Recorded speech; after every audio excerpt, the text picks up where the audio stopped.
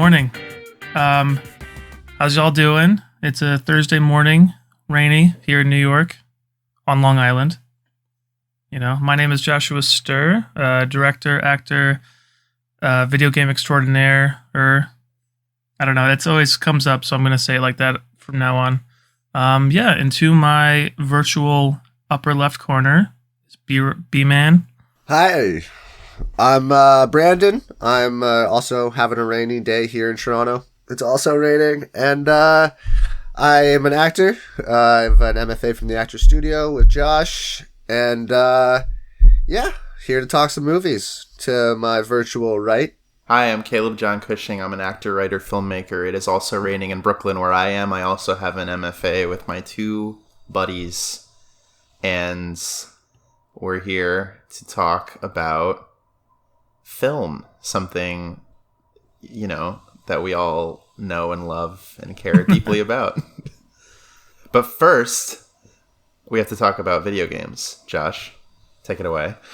Yes, just to update you guys, I have finished The Last Airbender. Oh my god. Oh, amazing. How good is that show? Thank you. The fact that he went, in my opinion, Super Saiyan at the end was, I've never been so happy with, the tying of the bow at the end. You know what I mean? Yeah. I just felt good that everything ended, and I was like... The best part is that it's not even over. Now you can go watch Legend of Korra, which is 3 seasons. Right. Well, I'm going to take a little break from that world, but 4 seasons, yeah. I'm going to finish Will and Grace first. It is a brilliant premise because, you have it built into your universe that your main character, reincarnates, so you can go as long as you want forever. Yeah. They Doctor Who'd it up. They did. True. But just better and not terrible. Yeah, but the idea of, coming for Doctor Who right away. I don't know. Do you guys like Doctor Who? Am I fucking never offending watched you? it. There you go. I've seen a bunch of it, and for me, it's so 100% completely dependent on who's playing Doctor Who. When it's David Tennant, I'll watch it. Yeah, he's legit. When it's Matt Reeves? Matt Smith, yeah. Matt Smith.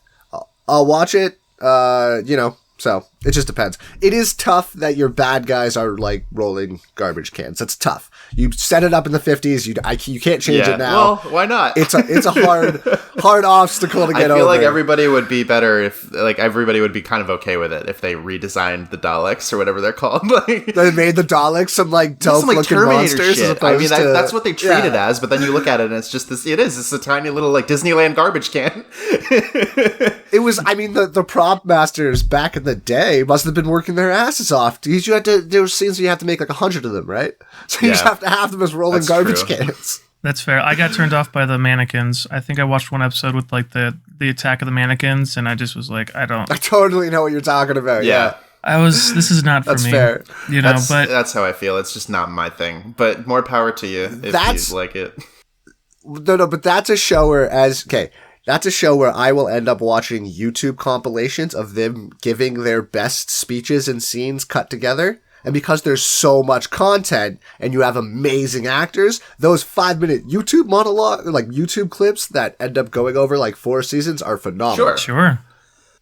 You know what I mean? So that's what gets me. And then it's 10 minutes of just David Tennant being amazing. He's really great. I would say he's good. And I also, from what I saw, I like Christopher Eccleston.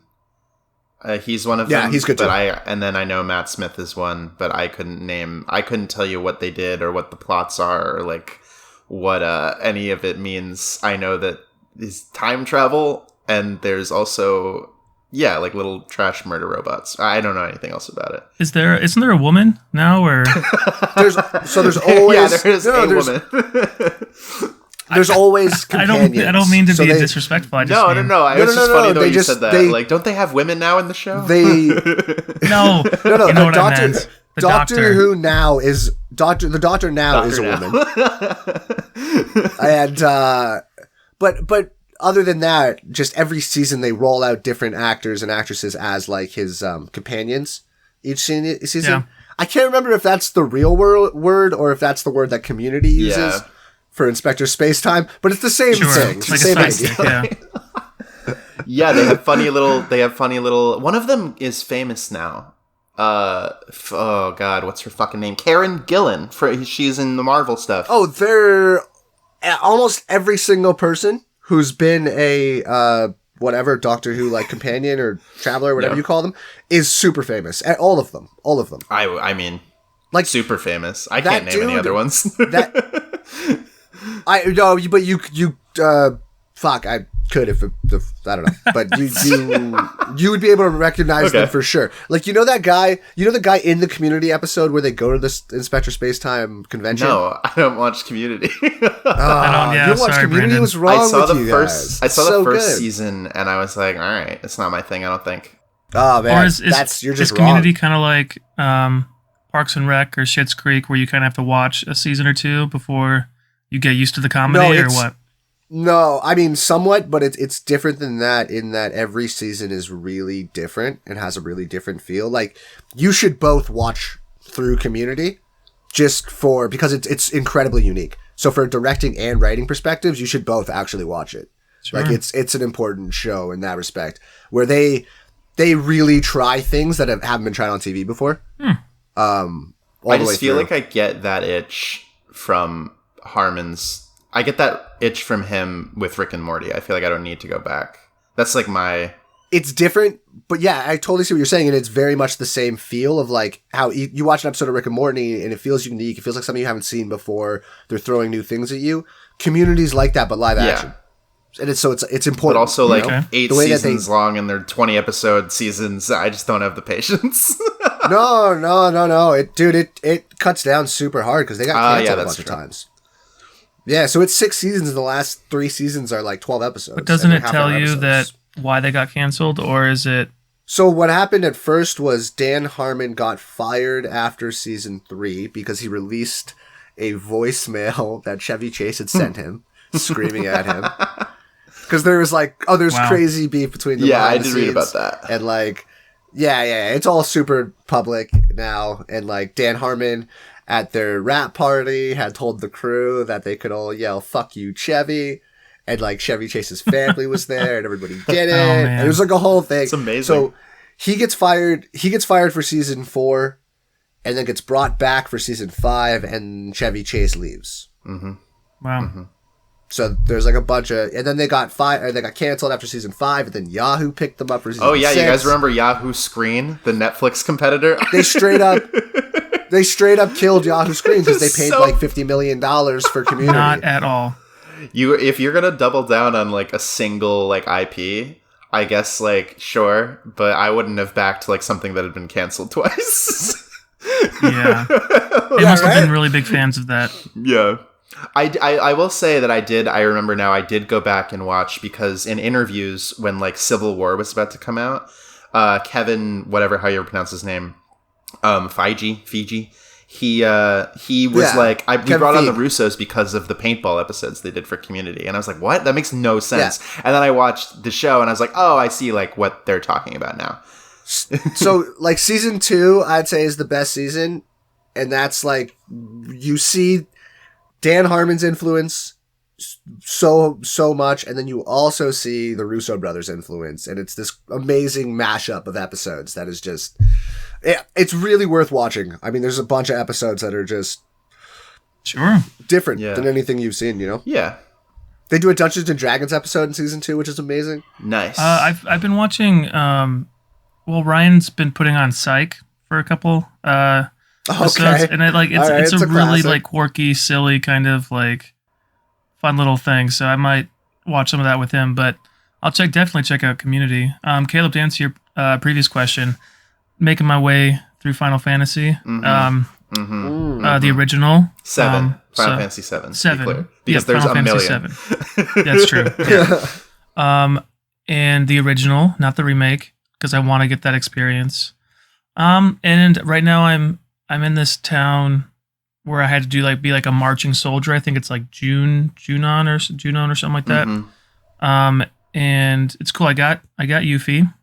Yeah, I told you, bro, isn't it? Well, it's interesting because you have to follow a certain like response pattern, otherwise she can't join your team.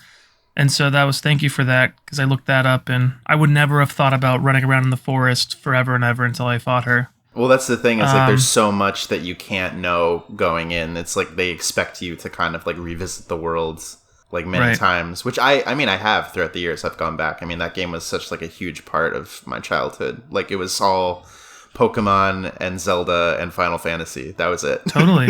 Well, and then it was interesting because at one point I was going through the Sephiroth backstory with the mansion and like his hometown. Yeah. And there's comes a point where I was sitting there and I said, wait, how long has it been?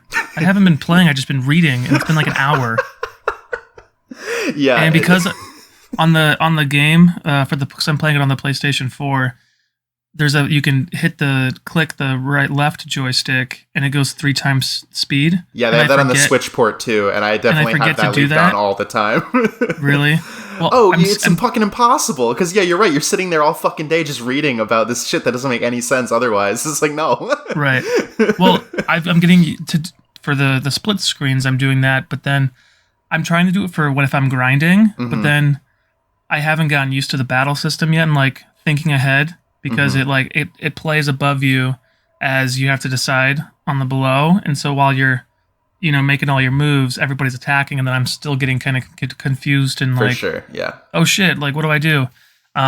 So I can't really do it during the battles yet, but yeah, no, totally. I was like an hour, and okay, I get it. Sephiroth's mom, or he's created, but spoiler, Yeah, spoiler for a game that came out in fucking I don't even know. 1997, baby, 97, baby. 23 years ago. 20. Oh, Jesus so yeah, there's Christ. That is right. 23 Yeah. years. God Yep. damn.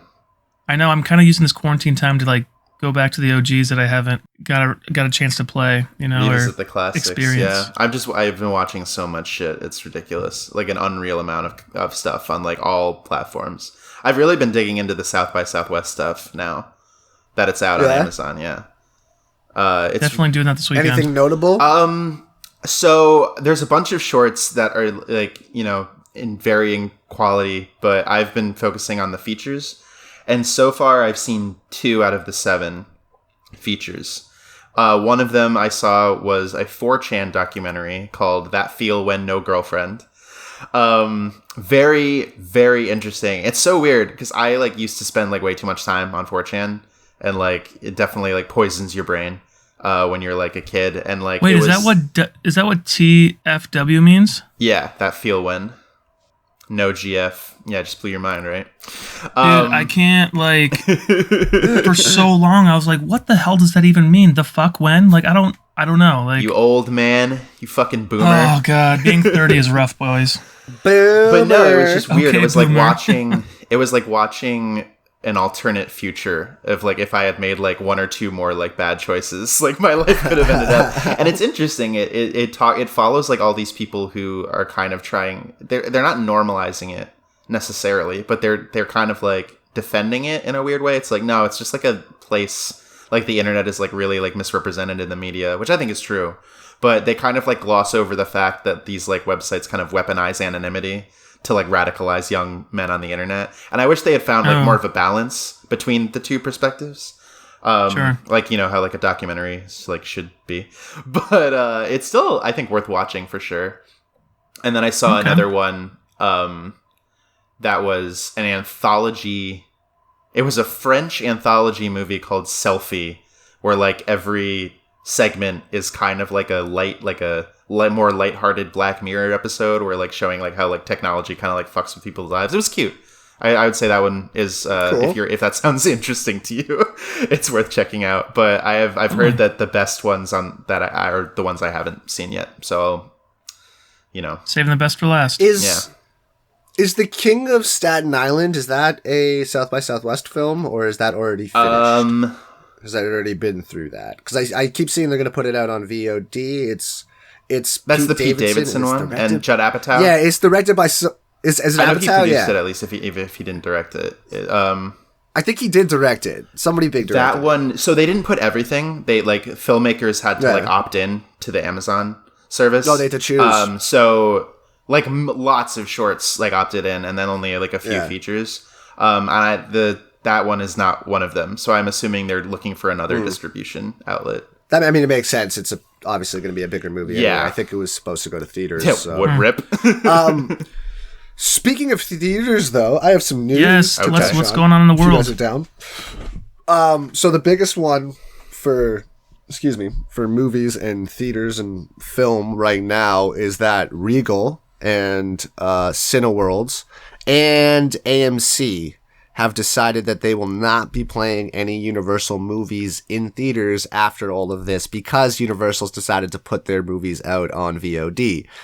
So because Trolls World Tour did so damn good, Wow. and AMC came out and was like, no, we're going to put our stuff back in theaters after. We're just going to do both. All the theaters were like, fuck you. You cannot do this. You're out. So we'll see how that... It is so amazing to me how... I mean, that's such an awful business decision. Like, how tone deaf can you be? You know? They're going to... I mean, like, I'm all for... Like, I think movie theaters need to die. Like, I'm all for it. Like, so, you know, whatever poor decisions they make to, like, run themselves into the ground faster, like, sure. But that boggles my mind that they don't have somebody on their team being like, no, you fucking idiots. Like, how are you not paying attention? Like, this is the exact opposite of what you need to be doing. Yeah. Universal, like, did what they should do, put movies out. Yeah. Like, what's the problem? And they made more in 3 weeks than the first movie made in its entire theatrical run. Yeah, so it was like when The Interview came out and it crushed. Yeah, well... Yeah, I guess it's different because they almost started. North Korea wasn't like you can't put trolls out. You can't do it.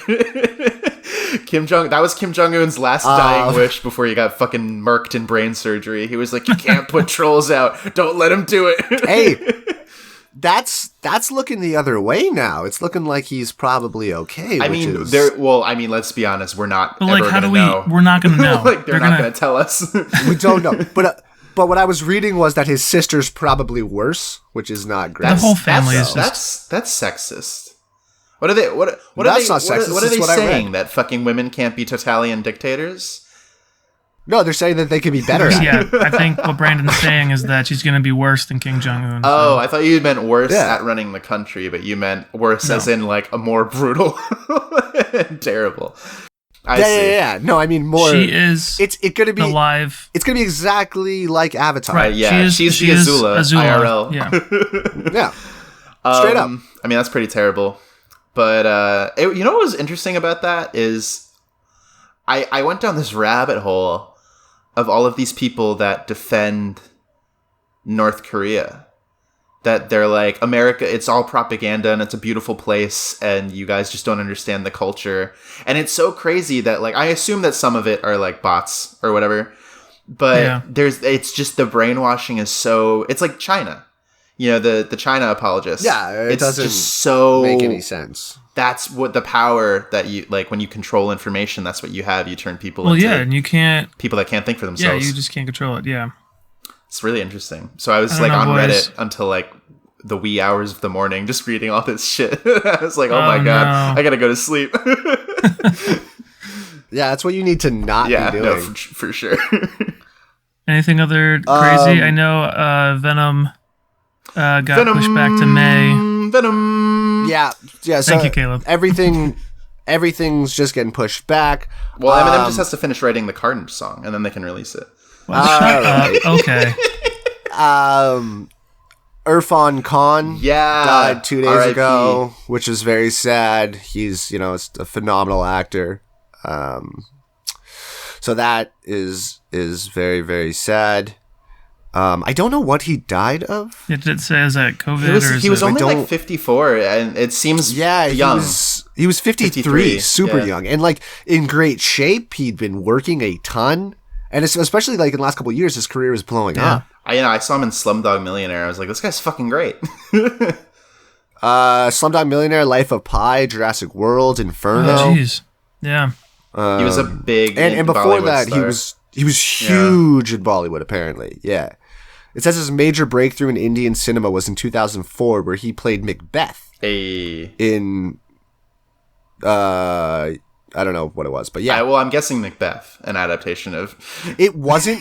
Yeah, some form of... Yeah, I don't know, but... That's interesting. Yeah, I mean, it was... That's been happening is these... I mean, who knows? It could be anything, right? We don't know what his health was like.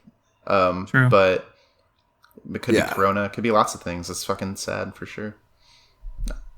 Yeah, it's very, very upsetting. Well, unfortunate. If that's all, I would love to get into the movie for this episode. Josh, what movie did you suggest for us to watch?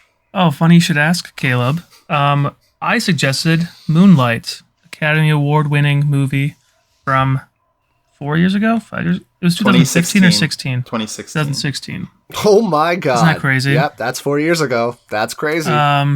Yeah. Would you guys first off, general thoughts? I kind of want to. I feel like this movie would be good to kind of break up because it is very obviously segmented. But general overall thoughts for those who haven't seen it or who have watching it a second time. Brandon? I was not excited going into it, and only because I was like, okay, this movie's gonna be heavy. You know, I was like, it's Moonlight. It won Best Picture. It felt very Oscar bait movie style. So I was like, okay, I wasn't super excited going into it because I was like, this is going to be heavy. We're in a quarantine and that sucks. I started watching, you know, obviously while watching it, it was way more entertaining and better, almost, this is not the right word, but an almost more relaxed story than I thought it was going to be. I thought it was going to be like, let's just lay it on, you know? Let's just try to win a bunch of Academy Awards. And it wasn't that as much as I thought it was going to be that. So I enjoyed it a lot more than I thought I was going to, just as like a movie. You know, it wasn't as preachy as I thought it was going to be, or as like, we're definitely going to win some Academy Awards here as I thought it was going to be. Yeah. It was in fact like a just good story on its own and just well done.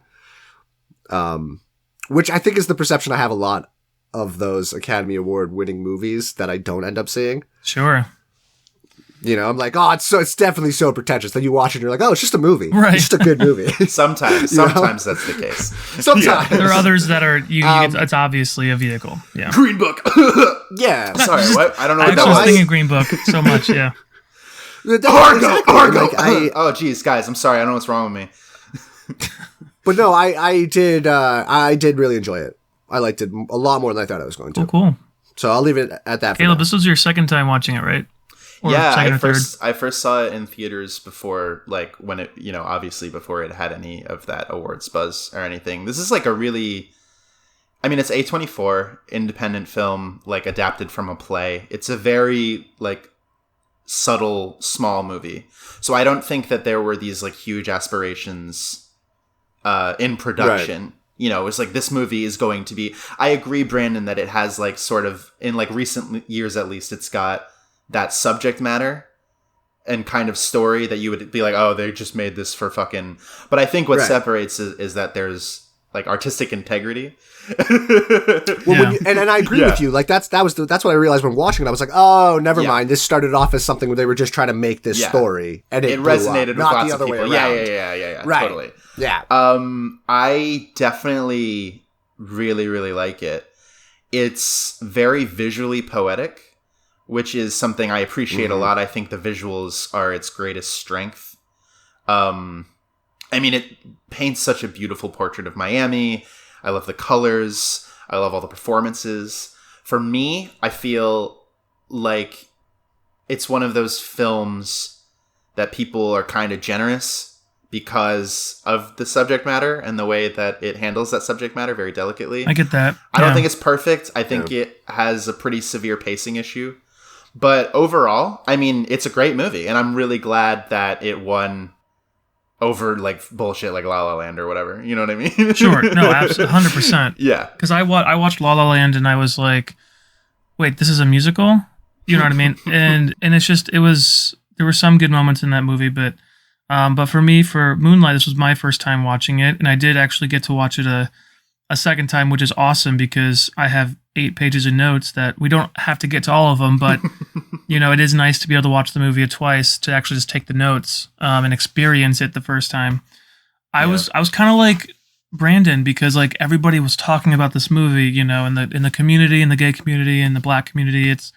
Everyone's like, oh, you must see this, and I just never got around to it. And I don't know why, I just was never in my peripheral, right? I just never quite sat down and watched it. And I was surprised at how well of a balance, because it's very easy for it to just be a gay movie, you know, or the Black Yeah. Experience movie or like whatever, and it's both, and I think it's a well intertwined web of, I almost wanted it to be a little more gay, but I understand why it's, we'll talk about the ending obviously, but it's the subtleties, right? It's the saying the words. It gets brought up a lot, not having the words to say what you feel, and so trying to navigate that, and I felt that was very powerful. So yeah, no, I loved it. Yeah, I would agree with that. I think it's tough for me because so much of the film is about what you're unable to say, what's not being said, and you have to rely on the visuals. And I think all of that works. I just feel like it doesn't work for the whole 2 hours. Sure. You know what I mean? I feel like there comes a point where you just want them to talk. Just say something, It's stretched out like really long. I think it kind of overstays its welcome a little bit. Yeah, but I agree with that, but I also found that just splitting it up like they did into 3 acts with 3 completely different actors playing the character, that helped break up the pacing for me a lot, right? Because you get to the end of one act and you're like, oh, okay. So now we're on to, just breaking it up like gears. that helped the pacing. Yeah. I think each individual section is great. But and I don't know if I'm fucking up the way that you wanted to kind of talk about it, Josh. But no, I mean, we can do broad strokes and then we can go in. It felt like instead of set up, narrative, conclusion, it felt like set up, conclusion. Like the first 2 segments to me felt like it was building to something, and then the third act was the dismount, and we never actually got the thing. Like that period of life that we miss from teenager to adulthood, I felt that's the story, and we're just getting the build up and conclusion of that story. And I think that's fine, and I'm not saying that's not, that doesn't work in and of itself as an idea. I just feel underwhelmed. Especially this time when I watched it. I don't know if I'm making sense. No, well, that's definitely something to touch base on, because if you think about it, the third part. Just to describe, so the movie breaks itself up into 3 parts. The first part being Little, when he was a kid, about, what do you say, like 10 years old or so? Like 12. Yeah, like 10 that. to 12, I think. 10 to 12. Probably about right. The second chapter is Sharon, which is him, same character, but in high school. And the third chapter is Black, which is him as an adult. Mm-hmm. And also, go ahead. Sorry, I found it very interesting that it was equally as split up to the people that he was around. Like the first act is all about Mahershala Ali, the second act is all about his mom, and then the third act comes back around and bookmarks it with his friend again. Right, and but everybody he's in contact with does show up or is referenced in each part, which is good. Which is good continuity. Like you get a follow.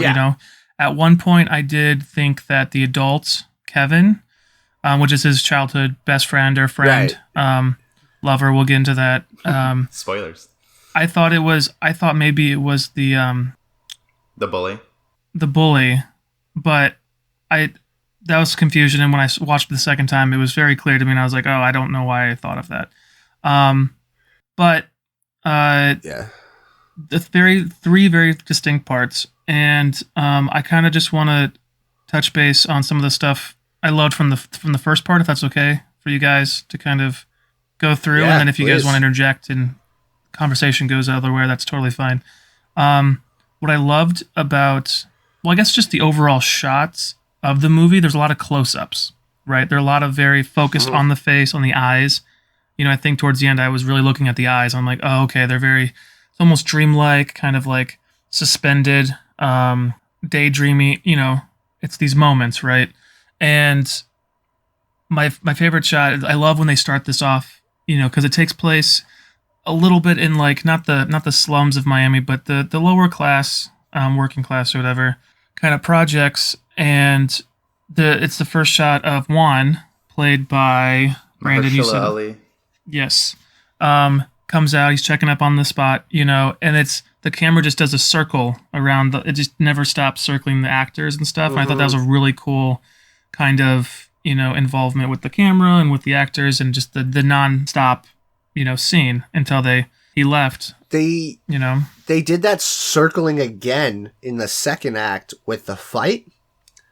And it was a really, really cool shot. It was almost the same shot, but it was when that bully with the long hair is walking the circle, trying to get the other guy to punch him in the face. They do the same thing where they follow him in the circle, and it's this spinning, which is like, it's just a beautiful, beautiful shot. But they do a lot of those continuous kind of, encapsulating the actors, which I really thought. But if you noticed the juxtaposition of the classical music over kind of his world, which is, he's a very quiet child, hardly speaks. He gets kind of adopted by, Ali's character, Juan, and Teresa, played by Janelle Monáe.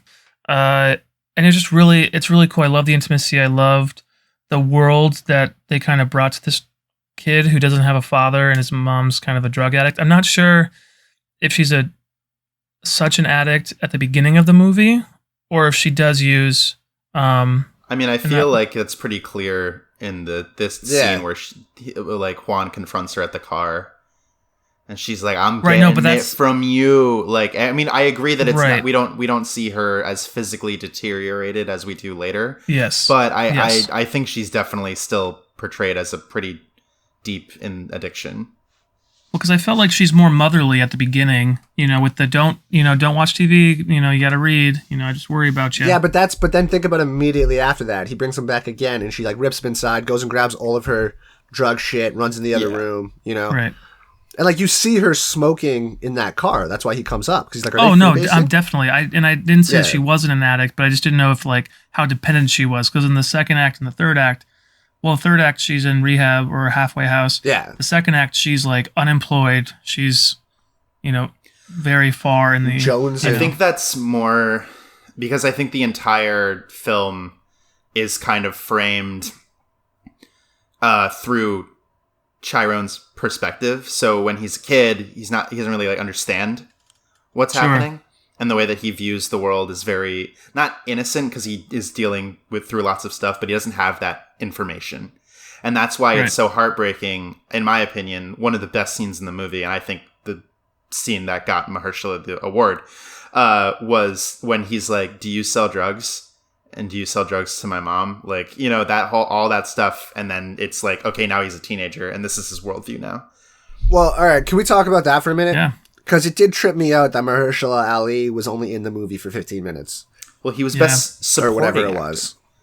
I know, and he was amazing, but it's just like, I was like, "You're done?" Well, I was a little confused because I did have the question of like, what happened to him, right?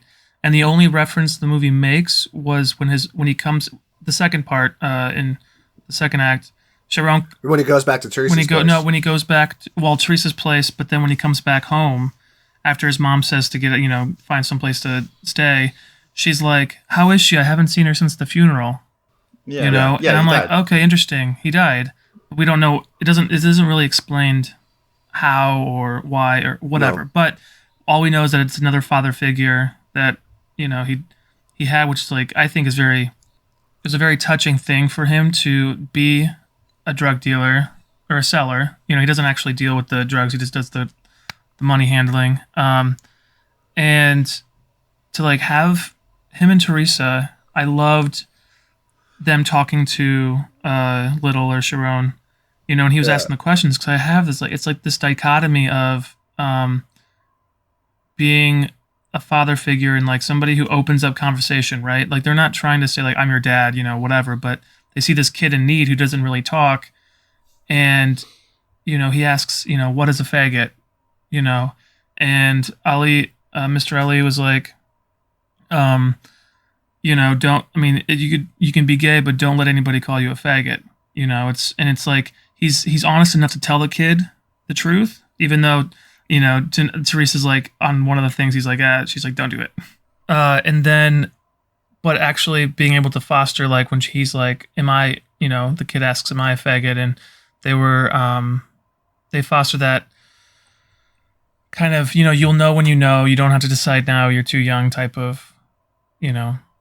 Yeah, I feel I really like appreciated the first part that. is all just about informing his worldview. and and that's what I mean when I say it's the setup. You know, you're introduced to all of the key characters in his life. You kind of get a sense of the type of person he is and doesn't want to be and wants to become ultimately. And then all of the struggles that are kind of going to afflict him throughout his growth as a person. Right. And I think all of that's done pretty successfully, and it's only 20 minutes, maybe up to a half hour. Yeah. And it's all visually, it's all aesthetic, very poetic. And I think it does a really good job of setting everything up, for sure. I didn't have, any issue necessarily, Brandon, with having that be kind of all that we see of Mahershala. I was like, that's exactly the purpose that character serves in Chiron's life. I was like, oh no, I'm just surprised he won an Academy Award. I mean, I'm not necessarily. I think he did a really good job. I think he did an amazing job. I just don't think about it like that, Yeah, true. Well, like, because even like, let's say, like, I don't know, who won Best Supporting Actor last year? Mahershala Ali. For Green Book, right? Yes, but there's a movie that he's in the entire time. That's all I'm saying. It tripped me out. Yeah. It felt very Anthony Hopkins in Hannibal. Like, oh shit, you won for being on screen for 10 minutes? That's amazing. That's all you need. I think like, quality over quantity, baby. Anne Hathaway won for Les Mis, and she was on for the song. Yeah, but Josh, she's cried, and so that's true. Hey, so did Mahershala Ali. But he had like one thug tear. You know what I mean? Like, Anne fair. Hathaway ugly cried as her head was getting shaved, and Tom Hooper was like, fucking sing for me. Did any of the kids get nominated? I don't think so. I think it was just, in my opinion, I thought Naomi Harris should have been nominated as the mother. Who? The mother, yeah. She was amazing. Naomi, oh my god. I think I liked what's her name better though? Janelle Monáe. Janelle? I mean, I liked her as a character better for sure, but I thought that portrayal of not just a drug addict, but like everything, like a single mom, like struggling to raise a son that you don't understand and also maybe didn't necessarily want. And just like that desperation of her in the second part, just like, give me the money, give me the fucking money. I need to like calm down, I need to relax. Yeah. And then the third part of her kind of being in the process of healing. I thought all of that journey for her was so, it was incredible. Even the argument, like the whole, what Brandon brought up, like the, you sell me the drugs, who are you going to raise my son? You're a drug dealer, you're not a piece of you're a piece of shit. She's like, how dare you, tell me how to raise my son, or like say that I'm bad or whatever. And that's what I thought was great. It's in the second part in high school, she uses the excuse that, I'm your blood, I'm your mom, you owe me, tell Teresa that, you're my son. And it brings up that issue of being motherly and being a mother. I think they are different. Like, you can have someone who's nurturing and who actually should be like, is acting as the mother. That's not your mom, that a kid needs to have. And totally. It's so, having that adopted family type of stuff to help raise, Chiron versus his reality. And I just loved the duality of that. I love, real quick, as a kid, you notice that like he's quiet, he obviously gets bullied and stuff like that, but in the dance class, I thought it was a cool little moment of he's living his life. Him just living his best life. And I was like, So yeah, that was cool. And then the bathroom when they're all looking at each other's dicks. Right. Boys will be boys, just boys will be boys. That's the locker room talk that they were talking about. Yeah. I don't know. The first part, I don't know what else really to say about it. It's all just the setup for the rest of it. It's a big setup, and then you go into high school part 2, and my biggest issue with the second part, and I know this episode might be a little more systematic, but is the motivation, or the motivation of Tyrone, the bully, and like why, was he part of? That's why I thought the bully was maybe his friend at the beginning, or part of that group that was playing Smear the Queer. Which, by the way, I thought of the second time I was watching. I was like, this is totally Smear the Queer. And then Wait, yeah, can you explain that? Because I didn't know what the hell was going on there. I was like, you guys just aren't playing football? So What's Smear happening? the Queer is like you get a football or you get a ball, and then whoever has it, you have to run and tackle them, right? And what's interesting is that it's rugby tackle or whatever, and then you like cough it up, and the next person has to run away from people, and they like have to take the ball away or whatever. Mm-hmm. But I didn't actually quite realize how bad the name was until I said it out loud. I'm like, oh, it's Smear the Queer, and I'm like, oh, yeah, I was guilty of playing that as a kid. But it's such a I've bad never name, heard of that before. Yeah, I've never heard of that before. That might be a Canada thing, but like I had no idea. I was like, okay, so you guys are just playing like let's fight for the ball. That's fine, right? But I was like, what? I don't understand I guess without realizing that moment felt lazy to me because I was like, wouldn't you just have them playing football or something? That makes way more sense. Yeah, I always just assumed it was just kids like playing a game. Well, they are, and it's called Smear the Queer. So no, I'm just saying I didn't like bother. I totally see what you're saying. In my head though, I was like, you could have just told them to kick the ball and had them playing soccer. I was like, what's going on here? So that makes way more sense, Josh. And then why he didn't want to pick up the ball. Yeah. All of that didn't make any sense to me. I was like, why are you having a moment here? You're just playing with your friends. Now I understand. But I think it was also a vehicle to show them how much of an outsider he is, or how he is a little different than the group. That's the intention. Yeah, I mean, the whole movie is about being othered and like being unable to fit into these labels that like you're supposed to, or society like puts onto you, and what you do to kind of like craft your own identity under the weight of these expectations, like 1,000%, like through the whole thing. It's for me. That's what I got out of it. I didn't have the problem with the bullies' motivations because people are just bullies. Assholes, yeah. Like, they exist. And I think that knowing that kind of Chiron has this, like, he's perceived by others as weaker and, like, an easy target and as somebody who doesn't fight back. And there's already this huge note throughout the film of masculinity or hyper-masculinity and how that kind of comes from imposing yourself onto others in direct competition. Right. I just immediately understood, like, oh, that's exactly like what this character is. And he was, until Chiron decided to stand up for himself and fight back and become the next iteration of his character. Oh, definitely. What I found great was, well, we can talk about the intimacy later. I feel that the bully situation and the hypermasculinity, the bullies always travel in groups, and I always hate that. And I know that the mentality behind it is because ultimately they are scared, or they probably aren't as tough as they make it out to be. Especially Tyrone, you can kind of tell he's all vibrato. It's like Terrell, Kevin, by the way. I'm sorry. It's just Terrell. It's not Tyrone. It's not Tyrone. It's Chiron is the main character, and then there's Kevin, Chiron, and then Terrell. Here. But Josh, I agree with you. Like, I kept watching that, and I expected something to come around with that character. Oh, my bad. Yeah, no, I definitely wrote it down wrong. That's sorry. I wrote it down as Tyrone.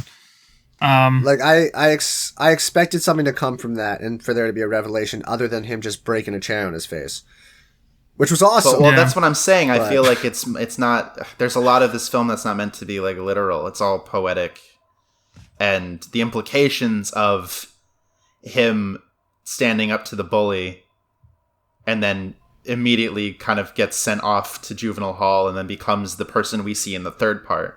Like, that, I don't think that character was relevant anymore. It served its purpose as like a storytelling tool. Yeah, definitely. And I feel that it's funny because as soon as the victim fights back, he's the one who gets in trouble. Like, the reason they had the whole knockdown stay down game with Kevin was because the bully didn't want to be responsible until obviously he was on the ground. They were kicking him, but it was just kind of, I don't know. It was frustrating because we all know it is an actual reality in schools, and which shouldn't be there, but it is. There'll always be somebody trying to make themselves feel better by violence to those who can't help themselves. But my original point with the hypermasculinity is Kevin coming in and telling Chiron about the story about him, with this girl in the stairwell, banging her back out, and and I kind of just thought, I was like, I've definitely been there. I've definitely been the one to be like, oh yeah, I had slept with this girl and, telling those stories to kind of not hide, but like kind of be part of the group. Kevin has a really great social mask because he does what he needs to survive, and it's easier for him to play that part. Kind of like for me in high school, that was very easy for me to be the jock, the the straight guy. So I really felt and connected with Kevin's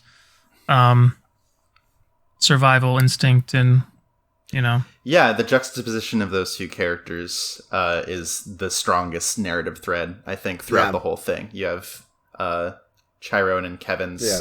I mean, that is the film to me. I think that's the story of the film, and I think that's made explicitly clear by the final kind of moments. And obviously, we'll get to that when we get to it. But yeah, I think in the second third, the middle segment, Kevin as a character is definitely interesting to me. And I think because so much of the film is about subtlety and about the people that live in these types of lives and in this community can't express themselves or be open for fear of retribution or being othered. It is like really, really understated, and it kind of, I wanted to extrapolate more. I wanted to spend more time in the second segment. Sure. And I think we leave it a little too early for my tastes, or if not leave it too early, I think there's stuff that we didn't see that I wanted to see, but it's still visually stunning. I love all the camera work, Brandon, that moment that you called out when he's getting the bully, or when the bully's getting the circle together. Yeah, really, really well done. All of the match cuts between Kevin and Chiron's faces, all the shots on the beach, just really, really gorgeous. And that, I think, is the single greatest strength the film has, is like visual poetic storytelling, for sure. Well, yeah, and there's the intimacy, like the vulnerability on the beach. I just felt, even that hesitation for that first kiss, because you don't know, you're in high school. It's so powerful. Yeah, it's so palpable. It's everything suggested. You don't see him getting, jerked off or anything, but you see the hand on the neck and the head on the shoulder, and I love that it's brought back at the end. But let's kind of dive in. Caleb, you mentioned earlier that the disconnect between the second part and the third part, where all of a sudden he's just super trade and jacked as fuck. And but I'm sure you guys read this as well, but they didn't let any of the actors who played Little, they didn't let any of them see or talk to each other. They wanted 3 completely different performances. They didn't let them compare notes. They didn't let them learn each other's mannerisms. Interesting. They wanted 3. So I wanted to bring that up because I wanted to hear your thoughts about that as a director.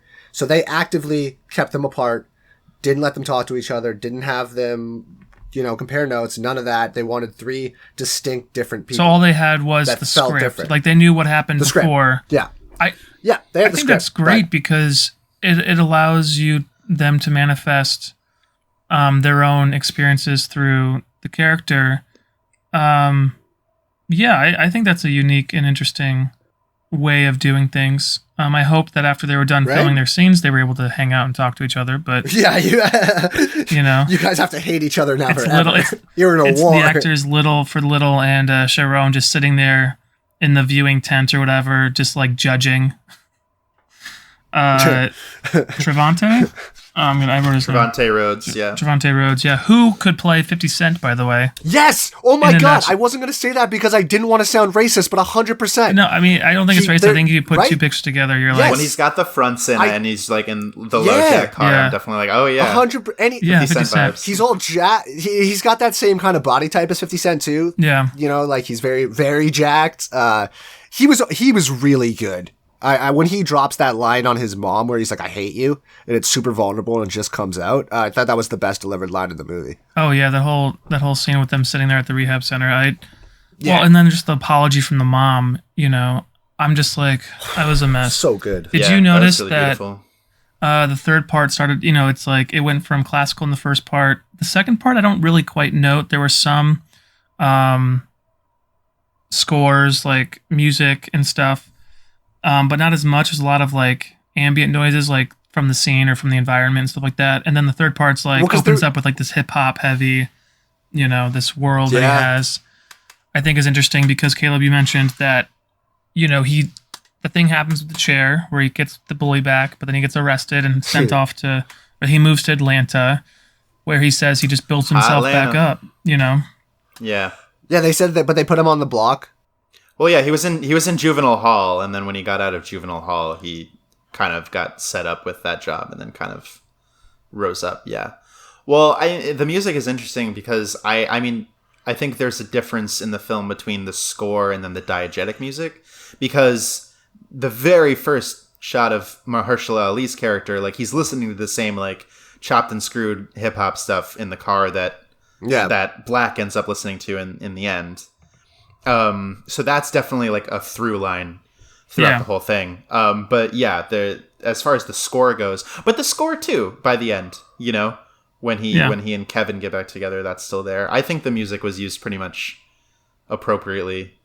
Definitely, I thought it was great. Well, I loved the straight mirroring of Mahershala's. I'm sorry if I murdered that. Mr. Ali's character to Black at the end, like with the crown in the car, with the type of car, with the jewelry, with the the fronts and stuff, and just that demeanor. The demeanor, the way he holds himself, he is very strong and like a powerful personality, but he doesn't say anything until he gets ready for his date with Kevin, which I thought was really cute.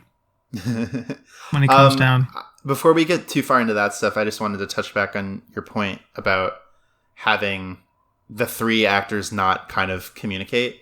And I understand thematically why that is important and would be good, because you want them to feel like very distinct people, because they are different people. I mean, that's the whole reason they're in the script. They're written as three different characters. Like they have completely transformed in their snapshots of this one life. I think the trade-off is that there isn't any cohesion because of it. Like visually, we're told how it kind of is cohesive, but I feel like there isn't performance-wise. I don't know if it's possible to have both, but I think that it would have been better for me if I was able to track it, because there really isn't that much to the character. You know what I mean? It's all based off of how being the other quiet people, and not really talkative. Well, and that's the problem, or not the problem. There's an issue. If they're not telling you, we're not going to know. The issue with the character is that he doesn't have any defining characteristic traits except for his pain, and that makes it a very difficult movie to sit through emotionally for me, because he doesn't have any personality traits other than his oppression and the way that other characters treat him. Like, who is he? I don't know this person, because it's three different people. And that's, to me, I wrestle with it because it is such a visual, poetic statement artistically. And I think they succeeded in their intention. But for me, it leaves me, I think, wanting more. Okay, I don't know. I totally understand what you're saying, but as I think about it, I think his defining characteristic is his growth, right? Is that from the first story to the second story, he goes from being a kid who's getting bullied and doesn't want to fight back to learning to fight back. And by the end of the second story, he's accomplished that.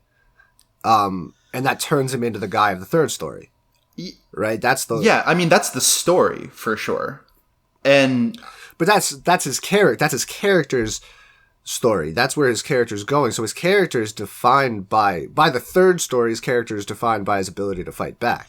That's why we see him change, But I think the somber tone of everything is because he is still struggling under the systemic oppression that he faces, both as a black man, as a gay man. I'm not. Oh, definitely. I'm not saying it's bad, and I'm not saying that we have to agree. No. But I don't know anything about this person because he hasn't. Because the movie is him struggling to find an identity, he doesn't have one. And that's what I'm saying. Well, yeah, I mean, it's Kevin at the end saying, who are you? Mm-hmm. He's like, I don't know. I'm sitting in the audience like, I don't know either. And I would have loved to be able to connect to you.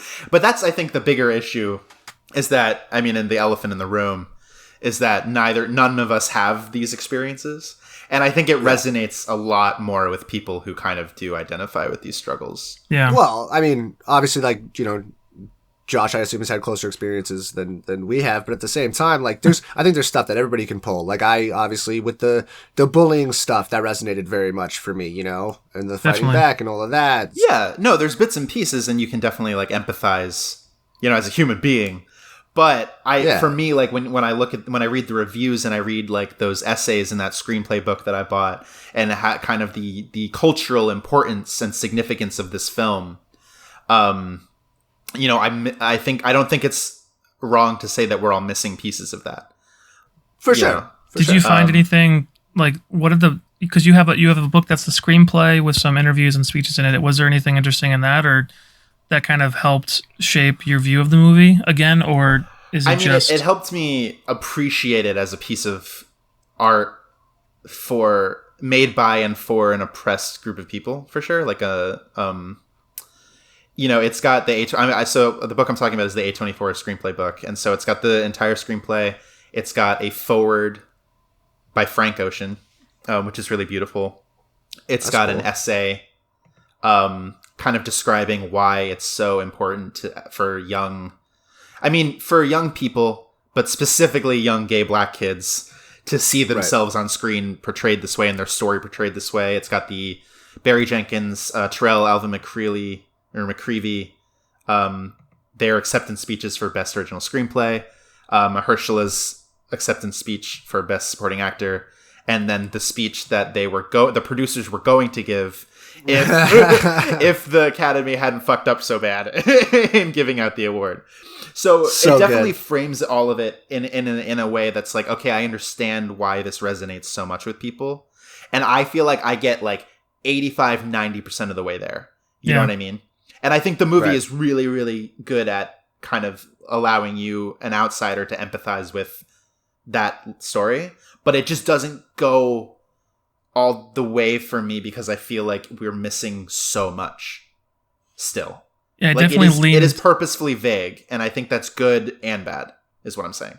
Right. Well, because if you don't have the personal experiences to fill in those gaps, you are going to have kind of that, you know, that missing feeling, that empty feeling. I thought some of the more beautiful moments in the last part were with the scene in the kitchen, you know, about, you know, saying that you're the only guy who's ever touched me, or, you know, and since then, and they still can't say that we're gay and that I love you or whatever, but it's the actions, right? It's the cooking of the dinner. Cooking is love. It's an act of love. And like they, in their own ways, they show they still care, and the chemistry is still there, you know, from years and years. I thought that was beautiful. I thought that the whole way that was shot, like him cooking and everything, and he keeps like kind of like looking through the whatever you call that, you know, like the window area to see that he's still there. Like I thought that was so well done, and I've never seen that scene before. Which you think that you would have? Sure. Yeah. You know, just like the romanticizing that moment of somebody making food for somebody else as an action of love. I just never seen it done that way, and it was beautiful, like really beautiful. Yeah, I think gorgeous. I love the shots of the food. I mean, I'm a big food porn guy, so like anytime there's like really good food, I made that fucking Cuban shit look delicious. Dude, I'm so hungry afterwards. Oh, I want to go to Miami now. He's like, you fucking Cuban He's like, now? only in the kitchen, papi. And I was like, yeah, like it's great. They're great. I think the adults did probably the best job for sure. Yeah. And I agree. Like each one is an amazing short film. I just wish all together it had a bigger, you know. Sure. That's just me. I recognized both those guys as the adults. Have they? What else have they been in? I recognize them both. So Trevante Rhodes, that was like his, like pretty much his like big break. Big break. He was just in The Predator. Okay, but it's a huge movie. Yeah, I mean it's not great, but it's definitely a huge for his career for sure. And then I'm gonna fucking mess it up. It's Andre Howard or Holland. Andre Holland. He's in a bunch of shit. A bunch of shit, right? He was in Selma. Yeah. He was in the Jackie Robinson movie. He was in that High Flying Bird movie on Netflix. So he's like doing great.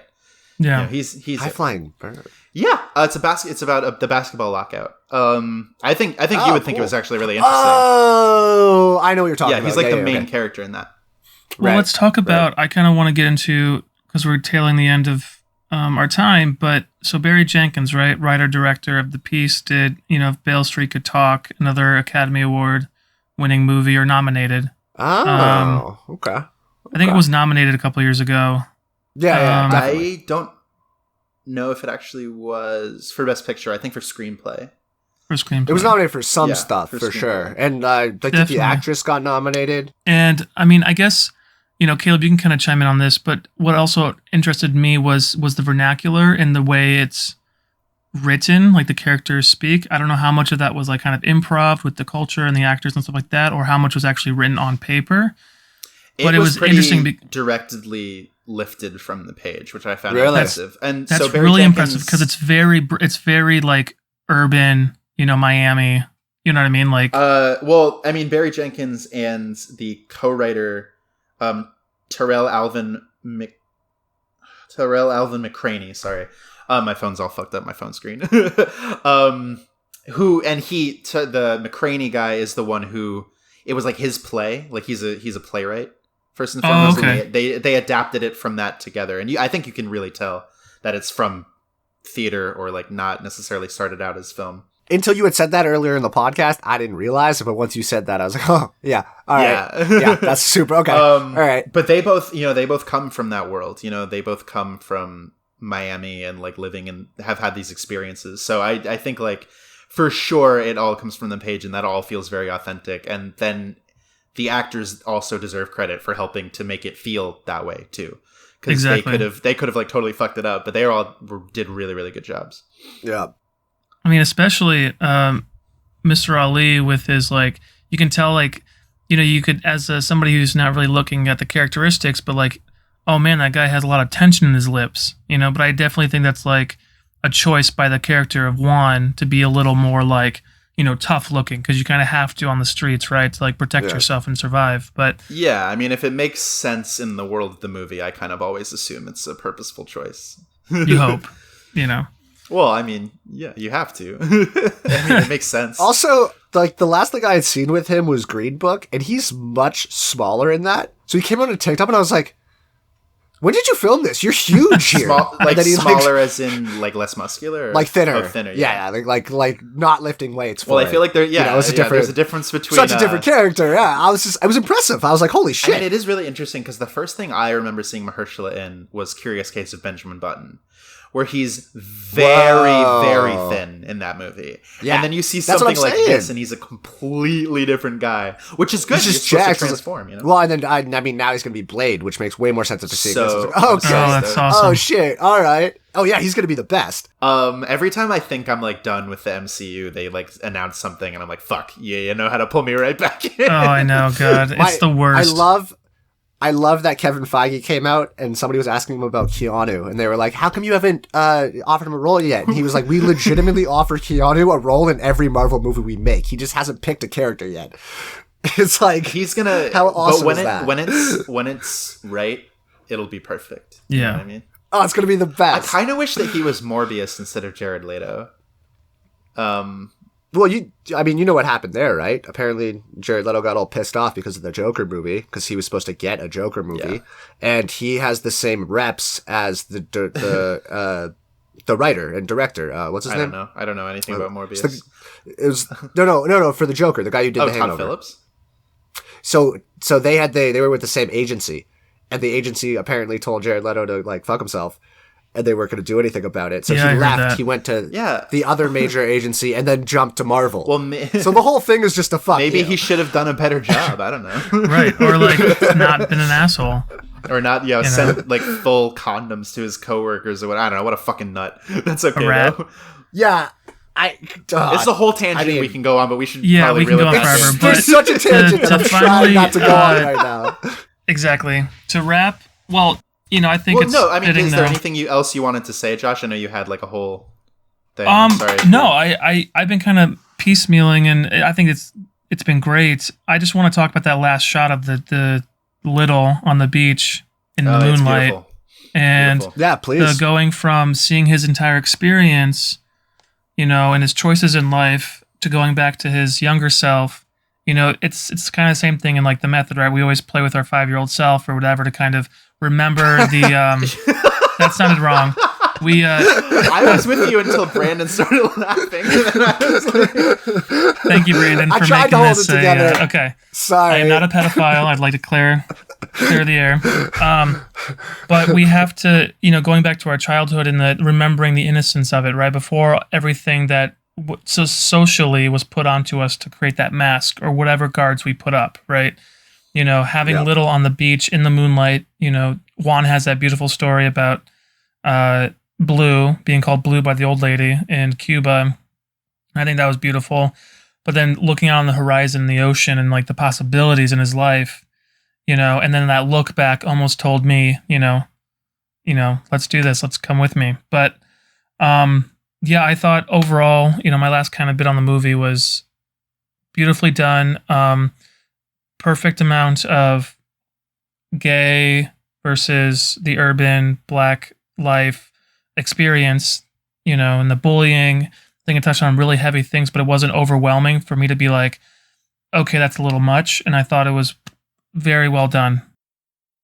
Any final thoughts, boys? Yeah, I mean the same thing. I thought it was very, very, very well done. It surprised me. It wasn't what I thought it was going to be.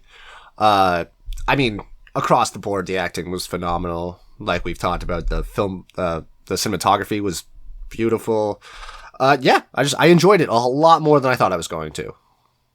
So it connected. It touched a lot of stuff. So I give it 4 out of 5 moonshine. Oh, I forgot to rate. I give it 4.5 out of 5.